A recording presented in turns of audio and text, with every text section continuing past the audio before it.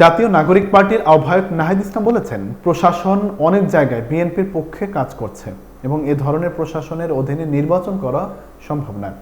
তিনি ঢাকায় সফররত মার্কিন কূটনীতিকদের সঙ্গে আজ বুধবার বিকেলে বৈঠক শেষে সাংবাদিকদের সঙ্গে আলাপকালে এই মন্তব্য করেন।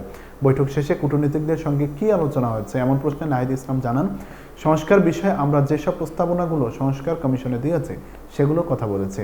আমরা আমাদের 3টি দাবির কথা জানিয়েছি: সংস্কার, বিচার ও গণপরিষদ নির্বাচন। তিনি আরো বলেন, এখানে ন্যূনতম সংস্কার নয়, বরং রাষ্ট্রের মৌলিক সংস্কারের জন্য আমরা কাজ করছি। এই পরিবর্তনগুলো ছাড়া নির্বাচন হলে তা গ্রহণযোগ্য হবে না। নাহিদ ইসলাম বলেন, বর্তমান সময়ের মাঠ প্রশাসন মনে হচ্ছে নিরপেক্ষ আচরণ করছে না। বিভিন্ন জায়গায় জাতীয় নাগরিক পার্টির নেতাকর্মীদের উপর হামলা চলছে এবং সেসব জায়গায় প্রশাসন নীরব ভূমিকা পালন করছে। তিনি বলেছেন, প্রশাসন অনেক জায়গায় বিএনপির পক্ষে অবলম্বন করছে।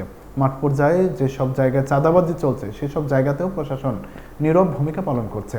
নাহিদ ইসলাম সতর্ক করে বলেন, এই ধরনের প্রশাসন যদি থাকে তাহলে এর অধীনে নির্বাচন করাটা সম্ভব নয়।